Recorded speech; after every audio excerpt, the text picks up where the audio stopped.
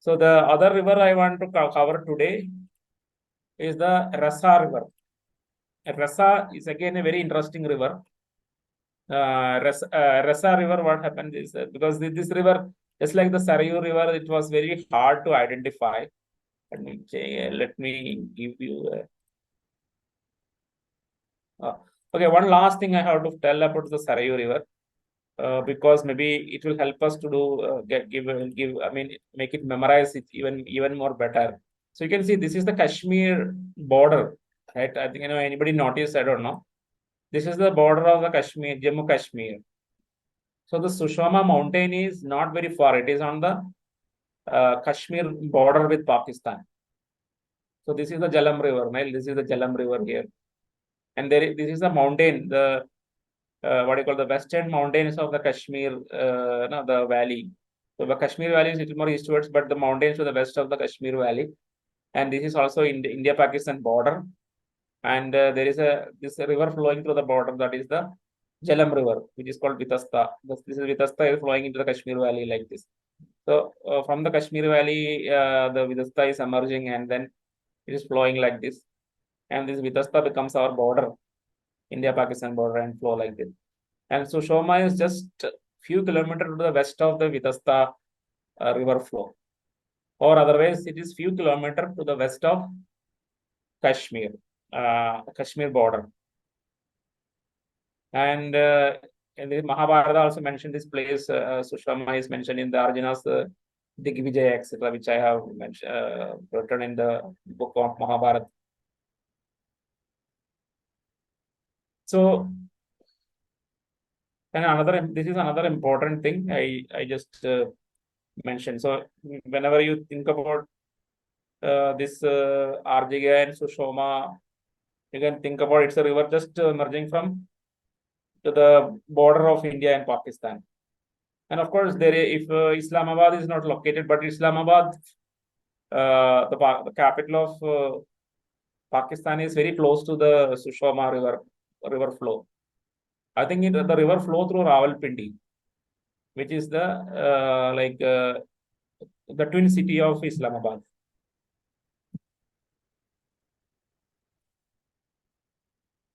So that few things. So it will be very much useful for remembering.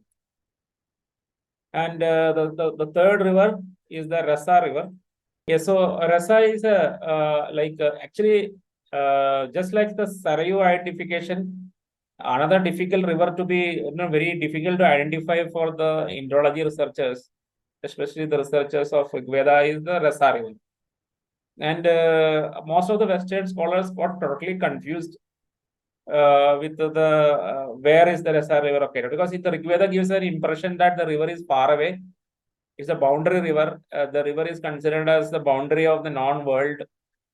So because of this kind of description, some of the Indologists, with a lot of enthusiasm, they have identified it with the Russian rivers in Russia, and Ob River. Ob is a very far away river, in the Russia, goes close to Siberia. And so many false river identification. But what I have done is I gone through the Ṛgvedic data very closely and identified that wherever they mentioned about the river Rasa, it is geographically very much similar to Sindhu river. And the river started appearing in the name of the river started appearing from around the fifth mandala onwards. And this is around fourth and fifth mandala, the river Sindhu is discovered. So when I compared it with the previous situation, like in the early Ṛgvedic period, when the rishis were only exploring the rivers which are like Ganga, Yamuna, Saraswati, and they have gone to Vipas to the three confluence, like Vishwamitra has gone there up to during the third mandala period. And then the other rivers in Pakistan, like the one is the border river Parushni, that become accessible when Sudas conquered the region up to Parishni, somewhere in the third and seventh mandala period. Sudas have conquered the river up to Parishni, that is the India-Pakistan border. And subsequently, the rishis become familiar with other two rivers like Asikni, just to the west of Parishni, that is Chenab River, fully into Pakistan. And a little more further, they went and the Vibali River they saw, that is the current, the Jalam River. And immediately they have discovered the Sindhu River, Sarayu River, etc. So in the fourth and fifth mandala period, which is the middle Ṛgvedic period, I think everybody will be familiar when I say the number, mandala number. So around fourth and fifth mandala period, only they discovered the Sindhu River. So this idea of a boundary river is basically they have in mind the Sindhu River actually, because this boundary river concept emerged during the middle Ṛgvedic period. And in the middle Ṛgvedic, till that period, that is till the early Ṛgvedic period when the Vedas and Sudas were ruling and all the rishis were centered around the Tripsu kings. For them, the boundary river means actually the Sindhu River. So that is how I initially identified Rasa as Sindhu. And then wherever the reference of the Rasa is found, I saw that it makes total sense when it is Sindhu River itself. So that is how, and of course, if you also look at my book, Rivers of Ṛgveda, I have given so many reasons why Rasa and Sindhu are the same rivers. One of the reason is because earlier there are references that Sindhu River is also a secondary source of Soma plants. I mentioned like Ardhigya, Sushoma, and Sharyanavati Lake are the three primary sources of Soma. But if we don't get the good Soma from there, then the Soma from Sindhu River is the best Soma. So second best Soma comes from Sindhu River. And the word Rasa itself is a synonym of Soma actually. Because Rasa actually means, like, for example, in the 8th mandala, the word Rasa is used to denote a river of Soma. A river full of, I mean, of course, the Soma is not precisely alcohol. It's directly opposite of alcohol, but still people would say, right, a river of alcohol. Now, something like that, they have a concept of a river of Soma. So, so basically, the word Rasa becomes synonymous to Soma itself. So this is another reason why, because the Sindhu River is also a source of Soma, and so geographically both Rasa and Sindhu matches, and even from in the meaning, word meaning itself, there is a match. So that means the identification can be confirmed. So that is how I identified the Rasa with Rasa River with the Sindhu River, and I explored it a little more in detail. And the word is primarily used for the upper course of the river Sindhu, because especially like the word Rasa is not used when the Sindhu river is flowing through the plains. Typically, the word is always used for the upper course of the river when the river is flowing through the Himalayas. So that is what I am showing in the graph, in this map actually. So the same Sindhu river, like see the Sindhu river, like from this point onwards, like the fourth mandala, there is a reference. The fourth mandala, 43rd hymn, 6th sukta, there is a reference to Rasa. This Rasa is primarily where it says the Rasa river is used for as a kind of a relief for the horses of Ashwins. Now Ashwins horses are crossing, and they are relieved by the waters of Rasa. That is the Sindhu River, basically. So there is a reference like this, and the geographical location is somewhere the river is coming out of the plains. Still not just reach the plain. The green color is plain. So this higher region, white color, everything is mountains, Himalayan mountains. So it is coming like this and just entering the plains. And at that time, the one Rishi is mentioning the Rasa River. And the context is the Ashwins are crossing the river, and their horses are getting wet. And the poet says not only the horses are getting wet with Rasa, they are getting, I mean, rejuvenated, because Rasa is a stimulant. I mean, Soma is a stimulant. So it is as if the horses are drinking Soma, because the water of Sindhu is considered as equivalent to Soma, or the same water is used for preparing Soma. So because of all these reasons, that become very important. And then in the middle, this is another Ṛgvedic one RV 1.11212. It's another reference of the Rasa river, which is primarily like this will fall into the middle Ṛgvedic period, again in the same region. And then there is another reference here, which is fifth mandala, 45th, so 15, which is on the some slightly in the mountainous, in the Saryanavata region, the Rasa is mentioned. So all this mentioned combined together, I get that it is a course of the river Sindhu itself. But of course, somewhat in the upper course of the river. So the river is not mentioned as Rasa, like maybe where it joined the sea. It's always clearly mentioned as Sindhu river. But somewhere in the upper course in the Himalayas, the word Rasa is used. And finally, the last part of it is the most interesting part. Rasa comes in picture in the Saramapani conversation. Of course, because this the conversation between Sarama and Pani is a very famous. Like, for example, I mentioned in my previous talks, not many people have read Ṛgveda or have any familiarity with Ṛgveda, but still they know about Sarama and Pani because that particular narrative become very famous. But if somebody who doesn't know it, Sarama is the dog of Indra, and Panis are some traders who are hiding some goods from Indra, basically. And Indra here represents the king, because Brihaspati is also mentioned in this particular narrative. And this is a kind of epic history. I mean, very rarely in the Ṛgveda you can see some epic narratives. I mean, Aitihasic kind of quality kind of poetry. So two places are very, very prominent. One is a place where Indra's history is mentioned. Indra being a kind of unwanted son of Twashtar upon a woman, and a woman carrying Indra, and Indra like that Indra's mother stealing Swama from Twashtar and quenching the thirst of Indra, and Indra drinking too much amount of quantity of Swama. The river started conversing with Indra. All these things, one sukta is there where the early life and birth of birth of Indra and the early life history of Indra, everything is mentioned. Where and the poetry ends with the saying that only Vishnu supported Indra, every other god opposed him, but he still became a hero and became a king of gods. So there is a little bit of epic history or epic poetry in the Ṛgveda. And the second epic poetry you see in this Saramapani kind of conversation, which is in the 10th mandala. So in that Saramapani, it's again a very beautiful poetry where the Panis, typically the word Pani means trader. Even today, Baniya means trader. So Baniya is a word directly derived from Panis.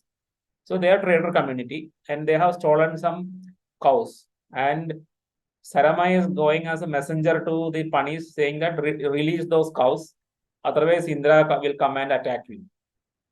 And before coming, Indra comes to the location. They say Brihaspati will come and first warn you. So here the Brihaspati is actually the priest of the king, and Indra is representing the king of that time. So there is some symbolism in the Ṛgvedic poetry. Indra or Brihaspati not always means Indra and Brihaspati, but at most of the times it can mean the contemporary king.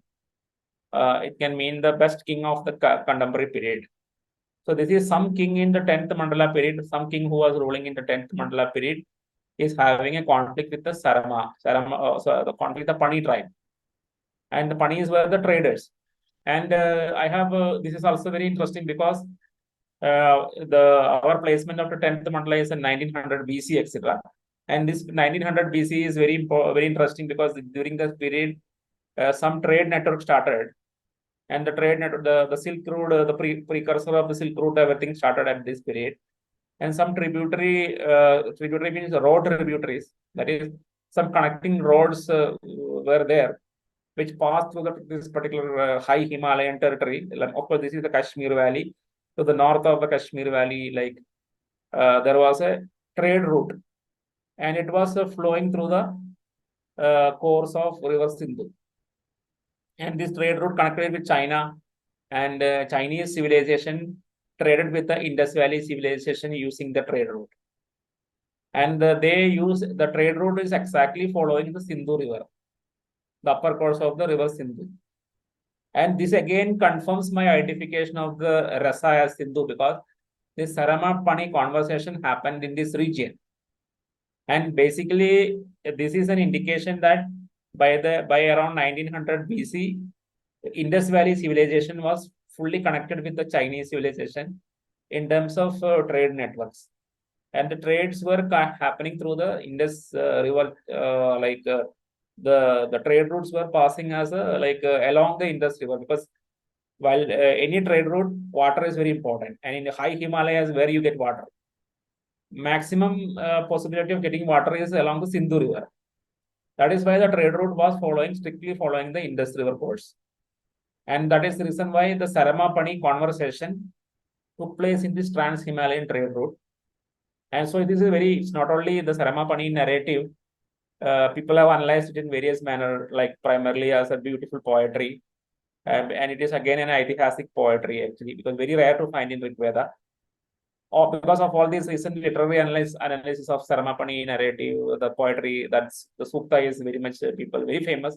It is discussed a lot, but it has got a lot of geopolitical connotations and even cultural significance, because this is a very good important evidence in the Ṛgveda as far as the trade is concerned. Of course, the actual narrative about the poetry, it goes in a different tangent, where it says that, okay, finally Indra came and defeated the Panis and got all the trade goods. So this is all the epic poetry. But for us, as far as we are concerned, this is all completely connecting to the Indus Valley trade with the Chinese civilization using the trans-Himalayan trade route. And Sarama Pani kind of poetry is a kind of exemplifies that trade network and the trade connections, etc. And all these things, like the two individuals which are very prominently mentioned in this Sarama Pani narrative, Indra and the Brihaspati, represent some contemporary king of that period, typically an Indus Valley king, who is actually having this, the kind of interaction with the other traders. So the Pani definitely represent another trader community, and trade happening in this particular route. So this is like very important significance of the Rasa river. So two ways. One is the identification of Rasa, which was very difficult. Even if you can today also, you can see a lot of literature and books which consider Rasa river as not identifiable, unidentifiable river, because they tried everything. Like they tried to identify it with Russian rivers, European rivers, everything. And since after that, nothing, they could not identify anything, they say it is a mythical river. It never exists and it is not identifiable, etc. But I have correctly identified the river, and there is no mystery. It is this Indus River, of course, because it is the upper course of the river Indus, and it was definitely a boundary river in the early Ṛgvedic period. Later on, of course, it was no longer a boundary river, because in the middle Ṛgvedic period, Sindhu River was crossed. The fifth Mandala period, you can see the western tributaries of Sindhu, like Gupha and Krumu, Mahatnu, and Gomadi, everything discussed. When Gupha River or Kabul River goes up to eastern Afghanistan, so the Ṛgvedic rishis got accessibility even up to eastern Afghanistan. So this all happened in the middle Ṛgvedic and the late Ṛgvedic period. It was Sindhu River was no longer a boundary river, but the kind of impression of it as a boundary river continued, and the Rasa name of the river continued in the later literature as a boundary river. And that is why it is still the same impression of it being a boundary river is continuing, even though the river is no longer a boundary river. Again, in the Ṛgveda, after Ṛgveda, in the Itihasa Puranas, also the impact of this Rasa river as a boundary river continued. That is why you can see the terminology like Rasatala. Rasatala is considered as some faraway loka. Even you can say Mahabali is banished to the Rasatala, something like that. So because the impression is that it's a faraway land, but actually, since Rasa is the Sindhu River, Rasatala just means the western side of Pakistan. I mean, in a geographical terminology, because that is Rasa River is Sindhu River itself. So Rasa Tala is basically the banks of the Sindhu River, basically. Maybe we can say the upper course is the northern side of the Sindhu River, to be precise. So with this, I end this discussion, and we'll open for communication.